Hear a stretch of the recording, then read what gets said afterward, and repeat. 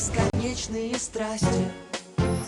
С утра просыпаться здоровым есть настоящее счастье. Надо нам, плывя по бурным волнам, беречь и силы, и нервы, если нам расставить все по местам. Здоровье будет на первом, здоровье будет на первом.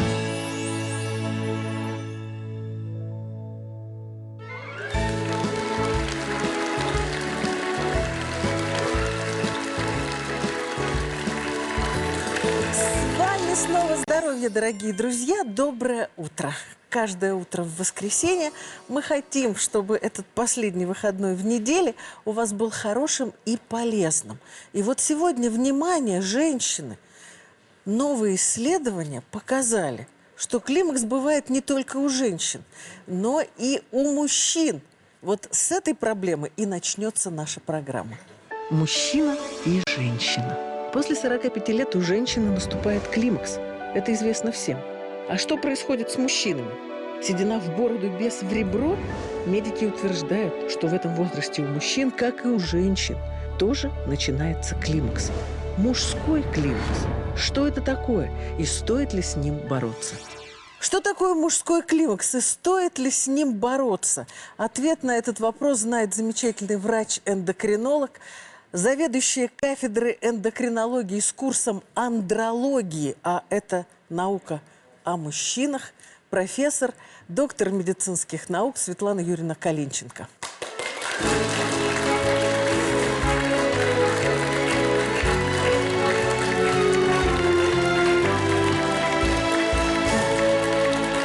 Ну, Светлана Юрьевна, мы начнем с простого. Мужской климакс. Можно ли как-то внешне оценить, есть климакс или нет? Вот в нашем зале сидят мужчины. Можно какой-то дать им совет? Что сделать, чтобы понять, есть у них мужской климакс или риск его развития или нет? Ну, вы, наверное, специально их так подбирали. Вот чисто визуально вот никто не бросается. Но вот так вот вроде все ничего, Ну, вот на давайте первый начнем взгляд. с измерений. Что Да. можно измерить мужчине? Нужно измерить не то, что они думают.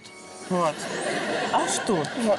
Нужно измерить окружность талии. Мужчины, дорогие, у вас у всех сантиметры. Возьмите сейчас сантиметры и измерите вашу окружность талии. Это самое тонкое место, которое вы можете найти на вашем теле. Но меряется в области пупка, так, чтобы вы совсем не опустились куда-то внизу. Показатель. Окружность талии должна быть не больше 93 сантиметров. 94 сантиметра равно. Это самый страшный диагноз, диагноз ожирения. Это говорит о том, что есть лишний жир, который убийца для вот этого главного гормона, для тестостерона. Итак, мужчины измерили талию. Те, у кого 94 и больше, останьтесь да. стоять. Итак, первый показатель. Талия больше 94. Сколько у вас? 98. Второй пункт. Что еще мы можем измерить? Что еще мы можем Какую измерить? позу мы можем Да, принять? У вас? тестостерон – это гормон, который отвечает за сексуальные, социальные амбиции, за количество и качество мышечной массы. Если все хорошо с количеством и с качеством мышечной массы, то мужчина легко выполняет такой простой тест на баланс. Руки в стороны, нога до уровня колена. Останьтесь, мой дорогой. Нет, Этот нет, тест теперь для надо вас. всех поднять, потому что Мужчины, даже при вставайте талии все. 93 и меньше можно иметь низкий тестостерон. Это не видно визуально, это проверяется в других местах при более тесном общении. Так, надо руки в стороны развести. Руки в стороны, Руки так. в стороны. Ногу поднять до уровня колена. Ну, Дмитрий Николаевич, тряхните стариной. Да. Ногу до уровня колена. Вы правильно боитесь. Смотрите, он даже не может так. Закрыть глаза и досчитать до 30. Считаем хором. 1, 2, Так, смотрите, 3, смотрите, что с ними 4, происходит. 5, 6, Ах, 7, смотрите, вот 8, два красавца 9. какие. Этот тест позволяет определить силу мышц. Если все хорошо, то мужчина в такой позе не качается. Если мышцы у него слабые, то он потеряет равновесие. Слабость мышц признак дефицита тестостерона и признак мужского климакса. 26, 27, 28, 29, 30.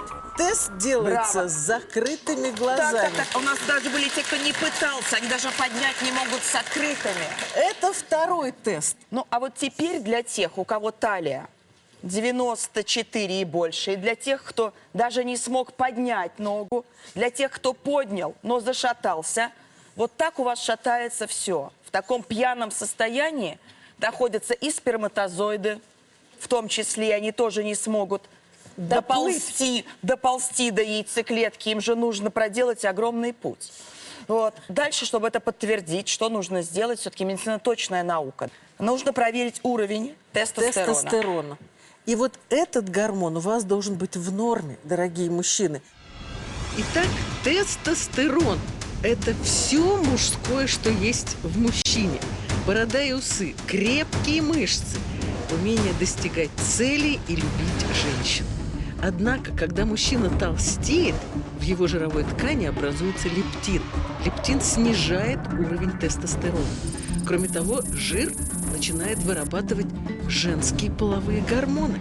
В результате мужчина теряет мужественность, у него растет живот, грудные мышцы, и все сексуальные желания проходят. Чем больше талия у мужчины, тем у него меньше тестостерон, и тем скорее наступит климакс. И обращение к женщинам. Талию вы можете измерить сами. Попросить мужа или друга постоять в этой позе вы можете дома. Потом надо измерить тестостерон. И вот когда определен уровень тестостерона, в том случае, если он снижен, и мужчина, как и женщина, старше 45-50 лет, речь может пойти о климаксе. Почему мы об этом говорим? Потому что тестостерон – это не только сексуальная жизнь, это ваша человеческая жизнь. Более того, низкий тестостерон – это ожирение и короткая жизнь, инфаркты и инсульты. Это перспектива 20 лет лежать парализованным. Поэтому дальше должно быть лечение. И здесь мы добавим еще одно обследование. Перед началом лечения все должны сдать анализ на ПСА. Это простат-специфический антиген. Перед началом лечения доктора должны точно знать, что у вас нет риска рака. А потом, как и у женщин, гормонозаместительная терапия. То, чего нет, вам может назначить доктор. Это непосредственно мужской половой гормон тестостерон. Светлана Юрьевна, я рада, что медицина дошла до таких высот, что мы теперь все измеряем. Но я хочу, чтобы мы закончили этот наш первый разговор о мужском климаксе вашим пожеланием всем мужчинам, которые нас смотрят. Мужчины, берегите свой тестостерон, потому что если у мужчины низкий тестостерон, он не может любить и ценить женщину. Женщина начинает пребывать в стрессе, она не уверена в себе, и это тоже понижает ее тестостерон. Но об этом мы потом поговорим. У женщин тоже есть тестостерон, и уровень женского тестостерона зависит от уровня мужского тестостерона. Спасибо большое, Светлане Юрьевне Калинченко. Светлана Юрьевна, садитесь, пожалуйста. А наша программа продолжается. И, как всегда, утром к нам приходят замечательные гости. У нас сегодня в гостях прекрасная актриса, хрупкая и маленькая женщина, которая является мамой 3 детей и вообще живет яркую, неординарную жизнь. Жанна Эпле. Ну, я поеду. Всего доброго. Вы знаете, я на вашем месте не очень бы торопился. Почему? Выйдите из машины.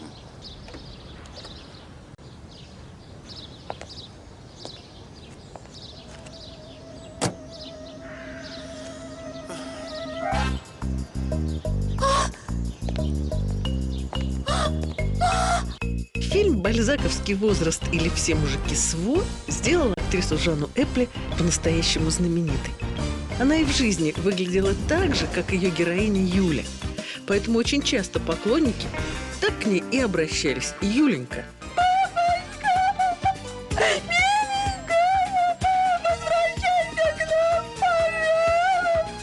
Ну, хорошо, хорошо. Ты правда вернешься? Да. Папочка, значит, я могу сказать мамочке. Жанна Эпли родилась в Москве. Ее отец был директором научно-исследовательского института торфяной промышленности, а мама работала в школе простой учительницей. Почти сразу после своего появления на свет будущую знаменитость отправили на Сахалин к бабушке и дедушке. Мама забрала дочку в Москву, когда пришла пора идти в 1 класс. К тому времени родители Жанны развелись. После школы девочка поступила в Государственный институт театрального искусства. Это будет память о нашем... Что? О вашей ревизии.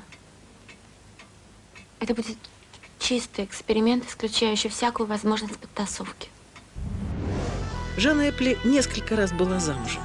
К сожалению, эти союзы оказались неудачными. Но, вопреки всему, актриса не считает, что все мужики сволы. В ее жизни есть 2 потрясающих мужчин. Это сыновья Потап и Ефим. А не так давно Жанна сообщила, что стала многодетной мамой, потому что теперь у нее не 2, а 3 детей. 3-м ребенком Жанна называет невестку, жену старшего сына.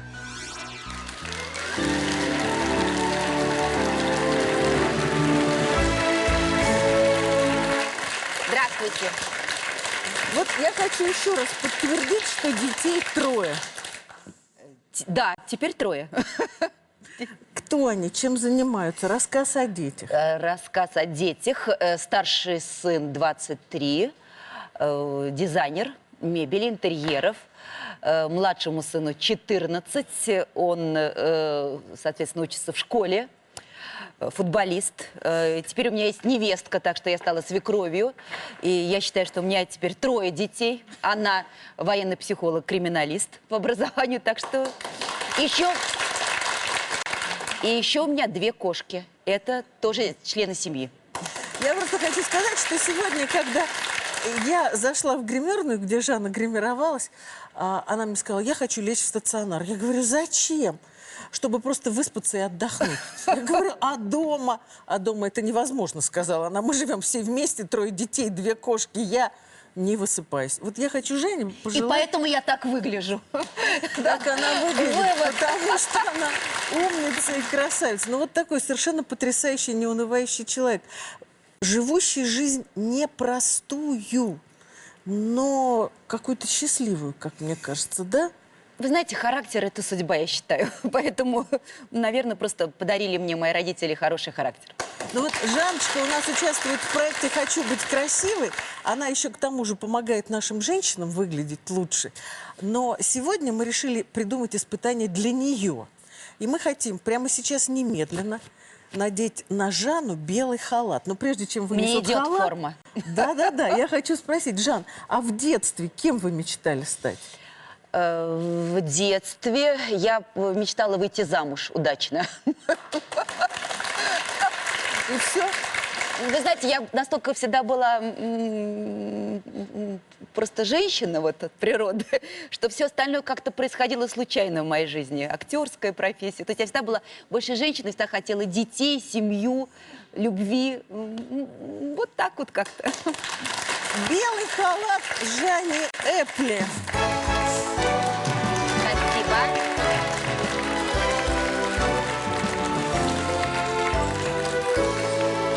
Жанночка, какое отчество у вас? Владимировна. Жанна Владимировна, Да. у нас пациент ждет встречи с вами. Со мной? Да. Вы уверены? Я Есть готова. что-то в вашем облике жизнеутверждающее? Жанна Владимировна, пойдемте, пожалуйста. Пойдемте. Прошу вас.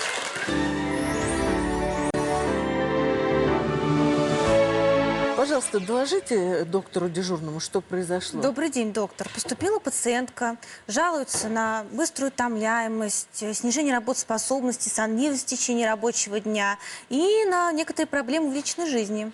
У меня те же проблемы. Я такая же. И тоже, как вы, рыженькая. Как вас зовут? Скажите. Меня зовут Наталья. Наташ, ну вот доктору расскажите, что вас У меня особенно такая тревожит. проблема. Я начала храпеть. В связи- Что? Да. В связи с этим появились сложности семейной жизни. Муж перешел спать в другую комнату. Соответственно, если я храплю, сон у меня прерывистый. И, естественно, я не высыпаюсь. Днем я чувствую сонливость, иногда могу даже вздремнуть на рабочем месте, что называется, даже всхрапнуть.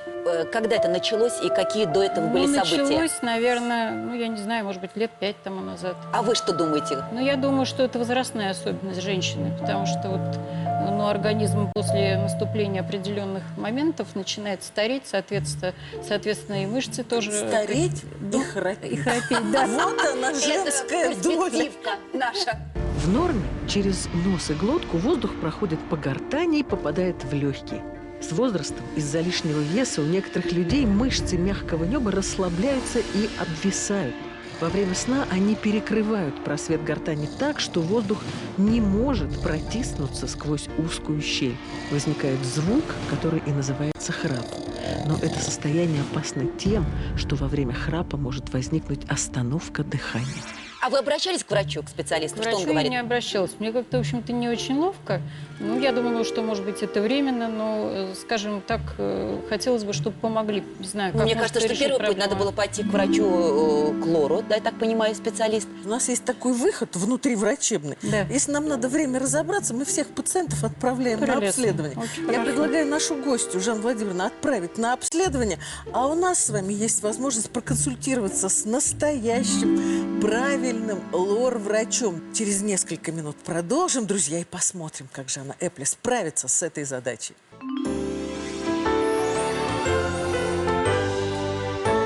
С вами снова здоровье, дорогие друзья. Наша программа продолжается. У нас в гостях замечательная Жанна Эпле, которая в халате стала совершенно другой, серьезной. Да, я Хоть даже и- вопросы задавала. И Видели? все вопросы задавала правильные, и даже правильно сказала, что если женщина храпит, а храпят многие женщины, то надо посоветоваться с лор-врачом. Жанна Владимировна, у нас есть такой прекрасный доктор, профессор, доктор медицинских наук, директор научно-исследовательского клинического института оториноларингологии имени Свержевского Андрей Иванович Крюков.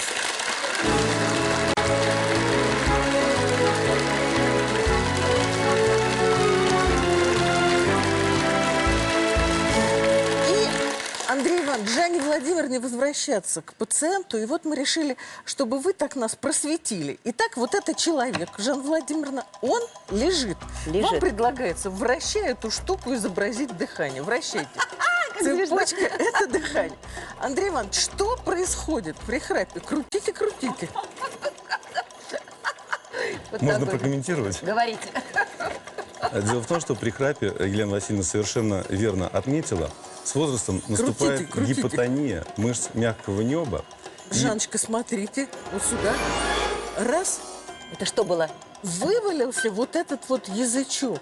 Да что вы. Это язычок мягкого неба, да, Андрей Иванович? Совершенно А теперь верно. крутите. Это поток воздуха. И вот когда идет поток воздуха, и возникает этот звук. Так, Андрей Иванович? Возникает этот звук благодаря тому, что снижен тонус мышц мягкого неба, язычок гипертрофируется, и все это начинает вибрировать при попадании потока воздуха на небную занавеску. Прекращаем вращение и слушаем звуки храпа. Жанне Владимировне предстоит определить, при каком храпе есть остановка дыхания во сне. Это мужской храп. К сожалению, женский, Жанна Владимировна. Да что вы. Вот остановилось дыхание. Правильно, Андрей Иванович? Совершенно верно. Вот все слышали, на высоте храпа перерыв, остановка дыхания, опять храпит. Жанна Владимировна абсолютно права. Мы советуем вообще женщинам прислушиваться к мужьям, а мужьям к женам. Поэтому зря муж ушел от нашей пациентки. Лежал бы, дослушал. Вдруг у нее дыхание во сне остановится. Как обследовать человека, Андрей Иванович? На сегодняшний день алгоритм обследования таких пациентов, он отработан. И, конечно, прежде всего, совершенно верно сказала Жанна Владимировна, надо пациента отправить к лор-врачу, чтобы посмотреть, есть ли у него гипертрофия элементов мягкого неба, есть ли у него снижение тонуса мышц мягкого неба и, конечно, насколько у него адекватно носовое дыхание, потому что храп возникает при дыхании во сне через рот. Это возможно вылечить? Возможно, Конечно. но мы должны показать обследование. Любой человек должен в клинике провести ночь, чтобы понять, есть остановка дыхания во сне или нет. И в одной из программ здоровья мы снимали такое обследование и покажем вам сейчас, как это обследование проходит и какие фиксируются изменения. Вот это обследование тоже очень важно провести. Ночное обследование проходит в клинике, где пациент проводит всю ночь. Всю ночь приборы измеряют жизненно важные показатели. Частоту дыхания, частоту пульса, фиксируют количество сердцебиений и измеряют давление. Вот так выглядит эпизод остановки дыхания во сне.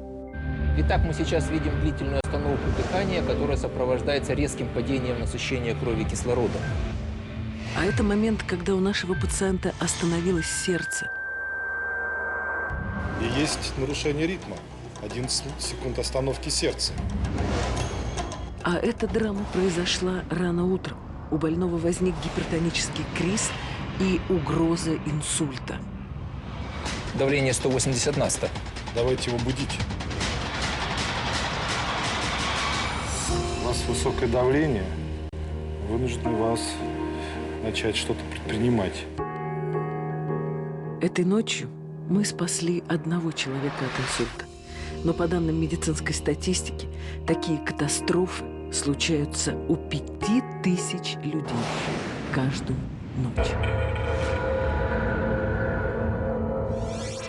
Как лечить? Если у пациента низкий индекс апноэ, то есть задержки дыхания, или, так сказать, апноэ вовсе отсутствует, то Апноэ – это остановка дыхания. Так. то можно ограничиться нормализацией, хирургической, так сказать, нормализацией внутриносовых структур, с тем, чтобы пациент адекватно дышал ночью с помощью носа. Если у пациента имеется высокий индекс апноэ и слишком велик риск более длительной остановки дыхания во сне, то такому пациенту показана СИПАП-терапия, то есть Вот, дыхание смотрите, с помощью Жан Владимирович, аппарата вот она. и Человек маски. должен спать в такой маске. Что делает эта маска? Она в момент вдоха нагнетает дополнительный воздух, да, Андрей? Совершенно верно, Елена И Васильевна. проходит вот это препятствие, буквально проталкивая воздух внутри. У человека нет гипоксии. И, наконец, финал – это операция. Это операция в том случае, если имеется гипертрофия элементов мягкого неба, гипертрофия язычка, то есть вот тех структур внутриглоточных, которые создают вибрацию при Помогает? дыхании. Да, конечно, безусловно. Ну, я за второй метод. Я за то, чтобы лучше отрезать, чем вот так жить. Вот и Андрей Иванович такого же мнения. Мы вам сейчас покажем, как оперирует доктор Крюков. Мы были в его операционной, подготовились к этому полностью. И даже на колбасе покажем вам, что и как отрезается во время этой операции.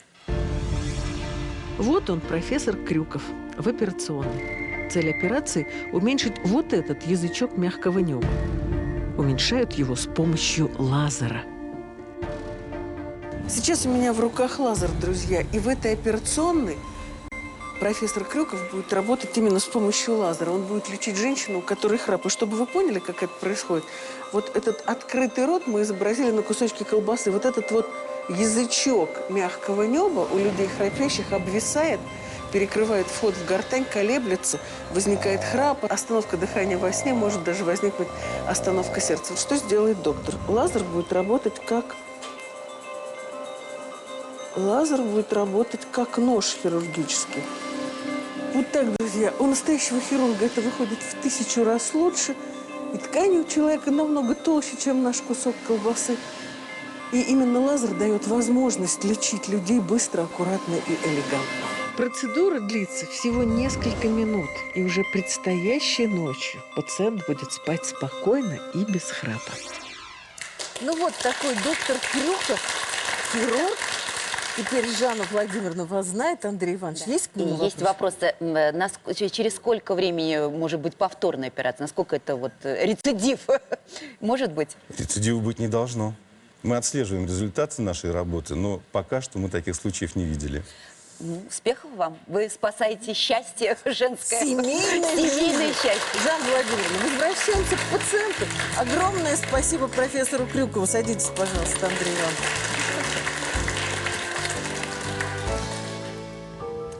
Как вы себя чувствуете? Ну, в принципе, нормально. Вы обследовали, делали общее обследование со здоровьем, с давлением? Да. У вас были когда-нибудь операции? Нет. Вы готовы сделать операцию для того, чтобы муж с вами снова спал в принципе, конечно. в одной кровати? Конечно. Вы знаете, один выход, только операция. Будем спасать счастье семейное? Будем. Мы готовы на все. Такая замечательная Жанна. Спасибо вам большое, Жанна Владимировна. А вас позвольте поблагодарить за это дежурство. Как вам в халате? Пожалуйста, обращайтесь, если что. Андрей Иванович, как вам радикально настроенный доктор? Резать? Помните, как в этом фильме? К чертовой матери, не дожидаясь Не перитонитов. дожидаясь перитонита. Вот так радикально настроена Жанна, но скажем, что зачастую операция действительно полностью решает ситуацию. Ну что, снимайте белый халатик. Нет, мне понравилось. Понравилось в нашем халатике. А я вас приглашаю на кухню. У нас завтрак со здоровьем и с Жанной Эпли. Ну, вот смотрите.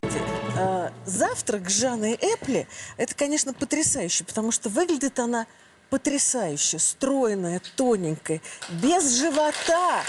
Вообще, женщина без живота старше 40 лет героиня. Я бы вручала награды, потому что у всех есть висцеральный жир. Если у вас его нет, это ваша личная заслуга. Значит, вы этим занимаетесь. И я помню, как в нашей программе вы сказали, я каждое утро делаю упражнения для живота. Вот могу в общем, ничего... это труд, и я считаю, что у женщины может быть любая грудь, попа, но главное, чтобы не было живота. А потом я, как бывшая спортсменка, я считаю, что я просто обязана быть в форме. Жанночка, мы сегодня приготовим завтрак очень простой. Мы используем замороженную брокколи, потому что заморозка – это лучший способ хранения. И брокколи содержит противораковое вещество сульфорафан. И мы сделаем белковый омлет с брокколи.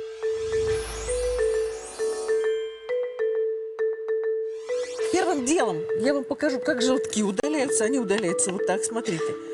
Раз. Да что вы! Да, хорошо. Прямо фокусы какие-то.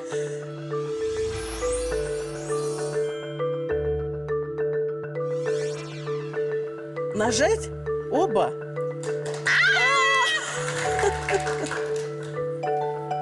Так, оба! Да что ж такое-то? Видите? Безрукая. Так, аккуратненько, чтобы не разрушить желток. Почему мы используем замороженную брокколи? Потому что в замороженном виде она не теряет ничего. Ни витамины, ни минералы, ни сульфорафан, который борется с раком. Слушайте, у меня не получается. Я думала, что я теперь научусь делать фокусы и буду показывать. Все, убираем. Получилось. Красота. Получилось! Ура! А теперь все очень просто. У нас готовая пароварка. Сюда засыпаем брокколи. Там уже стоит тарелка. Заливаем белок с маленьким кусочком желтка.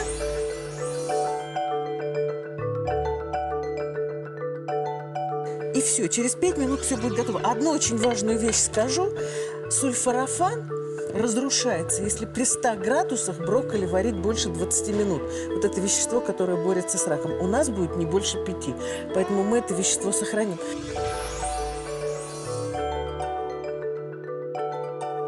Ну и на кухне хочу с вами поговорить. Я когда-то читала ваше интервью, совершенно разрывающее душу, где вы рассказывали о семье, о том, как вы ушли от мужа, о том, как вы, по сути дела, вырастили ваших мальчишек.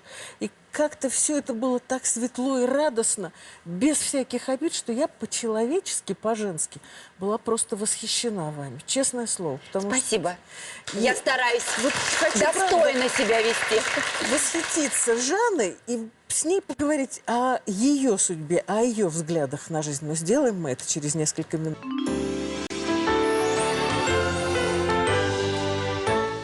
У нас в гостях Жанна Эпли, веселая, неунывающая, хрупкая, мама 2 взрослых сыновей. Она считает, что у нее 3 детей. И я ее так и представила, потому что старший сын женился, да, как я понимаю. И теперь эта семья увеличилась, и везде царит Жанна. Но вот расскажите мне, вот в тот момент, когда вы решили все-таки, что вы сами вырастите своих детей, ни на кого не рассчитывая, это был все же трудный момент для вас? Но это был не какой-то момент. Я не хотела этого специально, и я не думала, что так получится. И я даже не готова была к тому, чтобы принимать решения, и как-то я не знала, как жить дальше, так что это был тяжелый период, как и у каждого человека, развод. Но со временем я нашла в себе столько, оказывается, сил нереализованных, и я смогла. Я поняла, что я все могу сама. Может быть, к сожалению. Думаю, что нет. Я, знаете, в чем убеждена? Что у женщины всегда остается одна дорога, по которой можно идти. Это только кажется, что выбор большой. Но думаю, в тот момент, когда вы принимали это решение, уже других выборов у вас не оставалось. Вот был этот путь, и по нему надо было идти. И были дети с вами, и никуда невозможно было от этого Надеюсь, деться. что я все сделала правильно. Как мальчишки, они вас поняли, они ваши друзья. Сейчас уже все Вы большие. знаете, невероятно, но тогда это очень объединило нас. Да? Да, то есть мы поняли, что один за всех и все за одного. И я работала, я гастролировала, и мой старший сын вырастил младшего.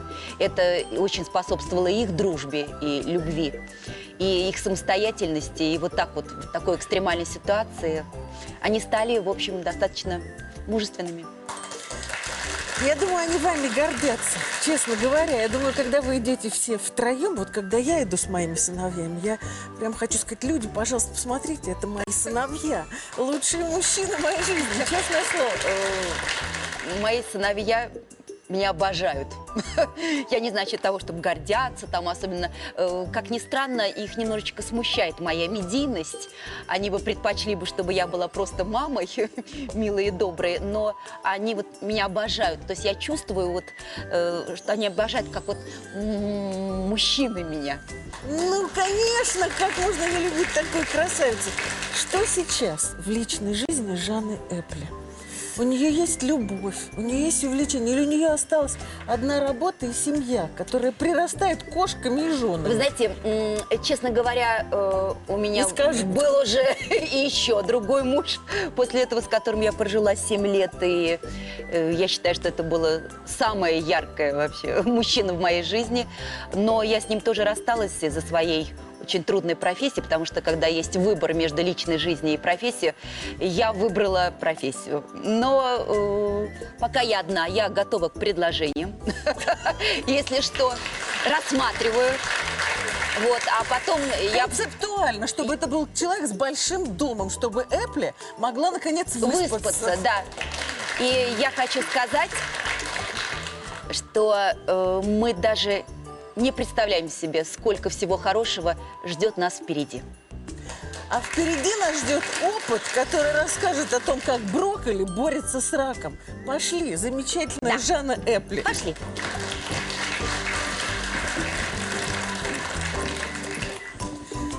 Так это надо надеть или хотя бы приложить к носу. А мне это пойдет? Ну, так, чтобы никакие токсические газы вас не тронули. И вот сейчас смотрите, каждую секунду, вот зажгите зажигалку и поднесите ее к краешку. Вот так. Каждую секунду в нашем организме, и держите на одном месте, образуются раковые клетки. Вот видите, как бурно начинает расти раковая опухоль. Сейчас даже уже можно убрать этот огонек, и она будет расти, расти и размножаться. Вот какой эксперимент. Нет, но в этом что-то есть. В этом есть что-то мистическое. Какое такое Так вот, мистическое? Еще раз повторю. Сегодня из капусты брокколи выделили вещество, которое с раком борется. Вот так. Поэтому это то, что должно быть в вашем рационе в обязательном порядке. Тем временем приготовился наш омлет, и мы с Жанной его попробуем. Ну что, Жанночка. А пробовать будем? Обязательно. Обязательно. Сейчас извлечу. Мы все Нет, делаем горячо. прямо Будет в осторожно. тарелке. И дальше только один вопрос. Можете полить лимоном, можете посыпать перцем, как угодно. Очень горячо. Я люблю лимон. А вообще какие-то правила питания у вас есть, Жан? Или вот это все-таки заслуга мамы, папы и природы? Вы Вообще, знаете, она спортсменка, она гимнастка. Действительно, это генетика, я считаю, что это прежде всего. А ем я сколько хочу, когда хочу и что хочу. Это преувеличение. При Нет, этом она серьезно. занимается спортом и много не ест. Серьезно, я очень много ем. Я даже когда ходила на свидание в молодости, мне мама говорила: доченька, ты поешь сначала, а то он увидит, как ты ешь, и не женится. Пробуем. А соли почему нет, вот скажите? А мы все едим без соли. Жан, нас, к сожалению, родители не наградили такой стройной внешностью, поэтому мы в ограничениях и в борьбе. Как вкусно. А соль, она как бы задерживает, да? Потому Жидкость и повышает вес. Как мне вас жаль. Это факты жизни. Ну что, мальчишки, Да. какие у них планы на жизнь? Пробуйте, пробуйте. И чего им желаете вы? Для меня очень важно сохранить отношения с моими мальчиками. Мне очень важно, чтобы, когда они уже станут самостоятельны, у них было желание мне позвонить и сводить меня куда-нибудь в японский ресторанчик, посмотреть со мной хорошее кино. И поэтому я не очень хороший педагог, я не очень последовательна, я не очень организована, но я очень умею только любить и играть. И это все, что я делаю, и так я воспитываю своих сыновей. Они как-то сами растут. А вот сейчас невестка, Жан, у вас с ней хорошие отношения? Удалось как-то с ней найти какой-то человеческий контакт и так далее? Вы знаете, я никогда не понимала, почему у меня со свекровями, а у меня их было 3, не очень складываются отношения. Я не понимаю, почему меня не очень любили. Потому что когда к нам в дом пришла эта девочка, я так ей благодарна за то, как она относится к моему сыну, когда я вижу, как он счастлив, и я вижу, как эта девочка заняла в нашей семье какое-то вот то звено, которое, наверное, отсутствовало. И она принесла такое счастье, такую радость. То есть она для меня дочь. Я ее не воспринимаю иначе. Я надеюсь, что мы не разочаруем друг друга, а как бы жизнь ни сложилась, я сделаю все, чтобы сохранить хорошие отношения. Влюблена я в Жанну Эпли. Слушайте, просто. очень вкусно. Да? Очень вкусно. Я еще, пожалуй, поем.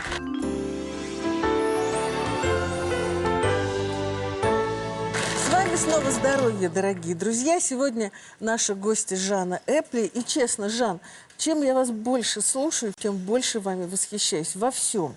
В такой безоглядной уверенности в том, что вы справитесь. В любви к своей семье, к людям, к профессиям. В тех словах, которые Жанна сказала о жене своего старшего сына. У меня в этом году тоже женился старший сын. И у меня такое же отношение к девочке, которая тоже пришла в нашу семью. Вот прям буквально такими же словами я могу сказать, что чудесная совершенно девочка. Но хочу еще сказать, что у нас сейчас проект «Хочу быть красивой». И вот так же с открытым сердцем Жанна занимается судьбой 2 героинь этого проекта. Совершенно простых женщин. Ее 100% ровесниц. Так как Жанна свой возраст не скрывает, мы специально в ее группу подобрали ее ровесницы. Вот сейчас к нам выйдет Мария Котова. Ей 50 лет.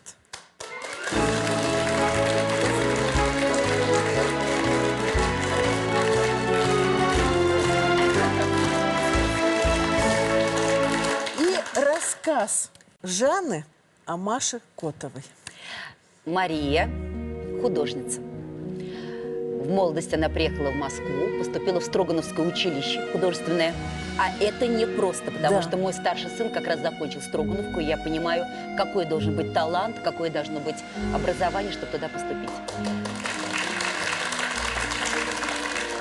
Вышла замуж по большой страстной любви за художника, соответственно.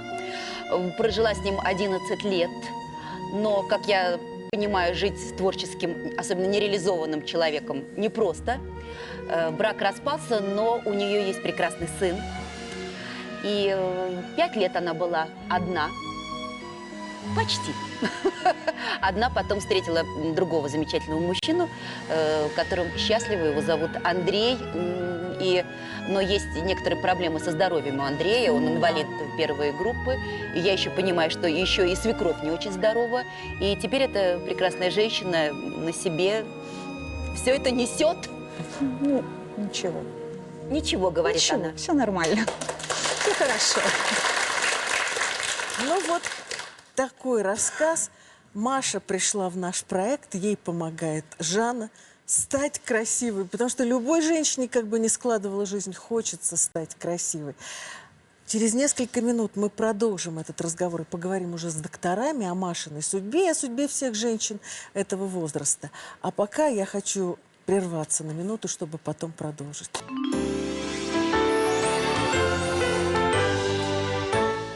Друзья, а в гостях у нас Жанна Эпли и Маша Котова, участница проекта «Хочу быть красивой». Жанна курирует Машу по-человечески, по-женски, а вот по-врачебному ее курируют серьезные доктора. Прежде чем я приглашу сюда доктора, я хочу посмотреть на нашу Машу с медицинской точки зрения и заглянуть внутрь Машиного организма. Главная проблема Марии – это кости. После 50 лет у женщин снижается количество женских половых гормонов, в результате чего кости становятся хрупкими. Риск переломов резко возрастает, а позвоночник деформируется. Если ничего не делать, Маша станет сгорбленной старушкой. Не верь. Только Эпли хохочет на наших страшных словах. Маша станет сгорбленной старушкой. верю. Она тоже не верит. И она не верит. Красавица. Не верит. Друзья, хочу пригласить руководителя нашего проекта «Хочу быть красивой», замечательного врача-акушера-гинеколога, эндокринолога, профессора, доктора медицинских наук Елену Сергеевну Силантьеву. Елена Сергеевна, проходите к нам.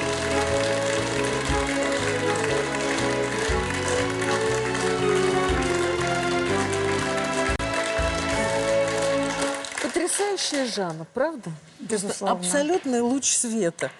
Елена Сергеевна, но вопрос не про Жанну, вопрос про Машу. Вот Жанна нам задушевно рассказала про Машину жизнь. А теперь про проблемы, которые встречаются у всех, без исключения женщин в возрасте 50 лет. Именно это возраст Маши.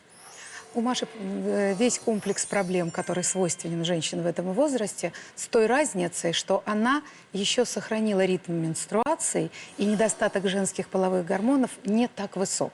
Однако, учитывая образ ее жизни, пристрастие к курению, отсутствие, видимо, физической активности... Бросила? Бросила. Конечно. Какая Это была... молодец, Маш!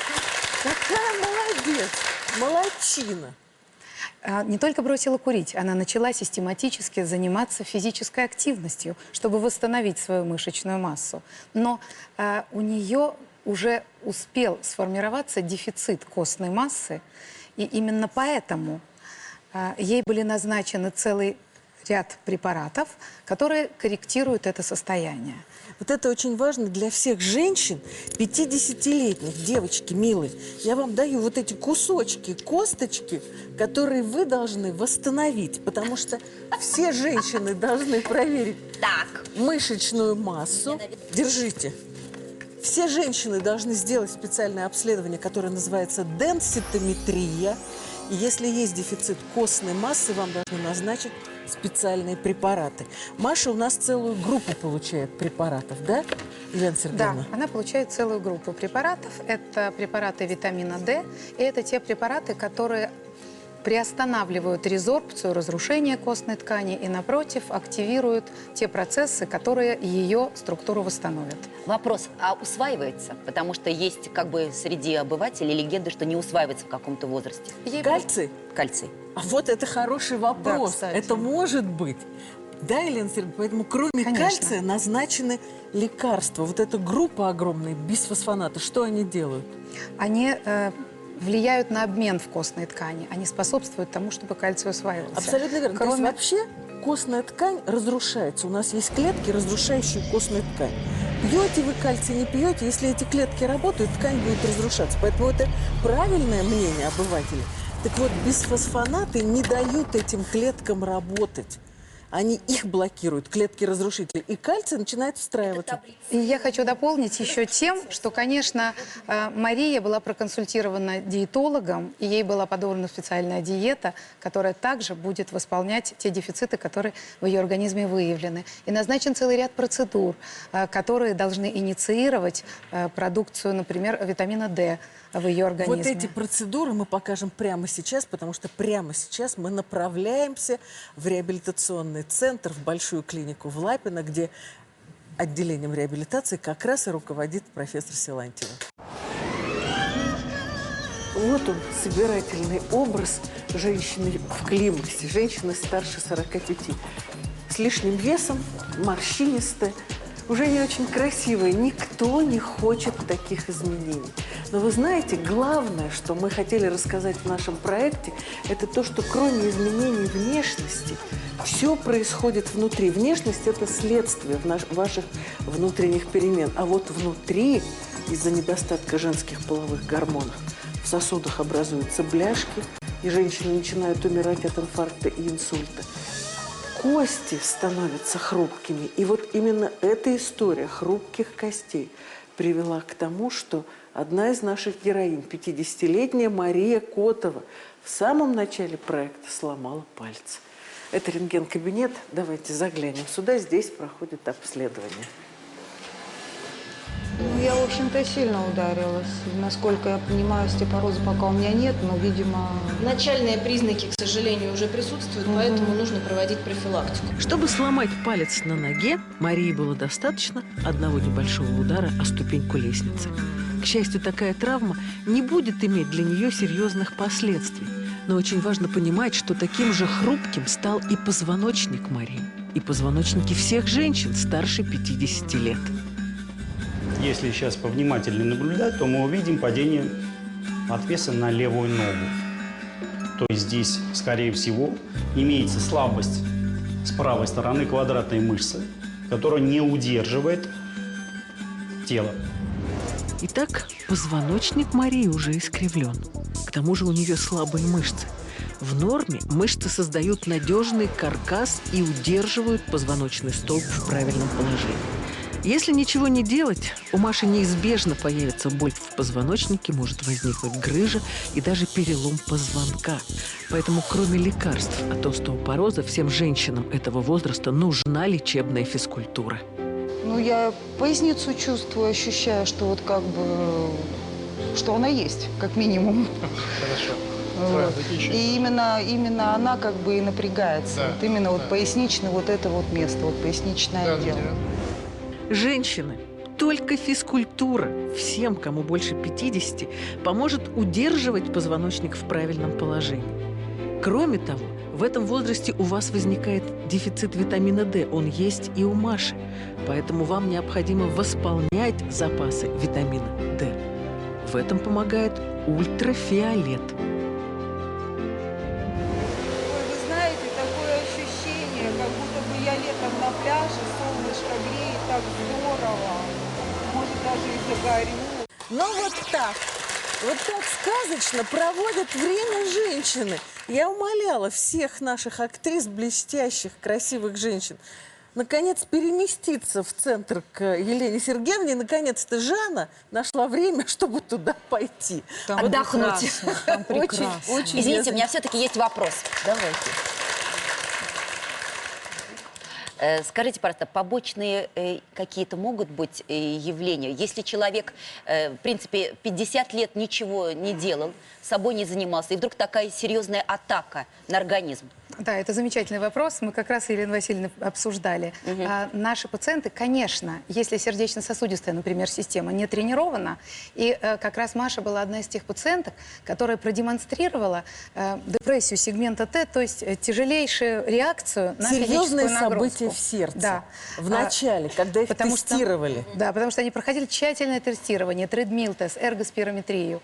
И вот постепенно наращивая нагрузку под контролем, дозированно, мы увидели фантастические изменения не только по самочувствию, не только во внешности, не только в том, как она выполняет эти упражнения. Самое главное в том, как ведет себя ее сердце. Через 2 месяца регулярной физической активности она продемонстрировала результаты, близкие к тем, которые у космонавтов. Это тренированный, здоровый человек. Так что отправим в космос, если дальше все будет хорошо. Но это большая программа, которая продлится у нас до марта. В марте мы будем выпускать наших девушек. Катя Стриженова мне сказала, что если мы все не пойдем в этот центр, Они будут лучше нас они выглядеть. будут лучше нас. Вы знаете, поэтому как нам там есть эти- хорошо, там Хорошо? так замечательно, там Мы просто видим, прекрасно. Спасибо. Там все такие хорошие, милые, там все так здорово. хорошо, Так Наконец-то, что- видите, как она улыбается? Да. Это На искренне. самом деле. Жан. Елену Сергеевну просто обожаю. Жанночка, ваше пожелание Маше. И тем не менее, мне кажется, все-таки надо что-то делать с животом. Потому что, бесспорно, мы приведем в порядок. У меня есть немножко сомнения по поводу грыжи, она сказала, да? Можно ли при наличии грыжи заниматься, как бы, качать пресс, да, крутить Нужно. обруч? Нужно. Потому что пресс будет держать спину. Я хочу, чтобы на следующей нашей встрече ты мне сказала: Жанна, посмотри. И пришла в обтягивающем платье. Обязательно. Договорились? Я так и сделаю. Договорились. Я тоже. И вам Обязательно. задание, и вы тоже были, чтобы в обтягивающем платье. Будем бороться. Спасибо огромное всем этим прекрасным женщинам.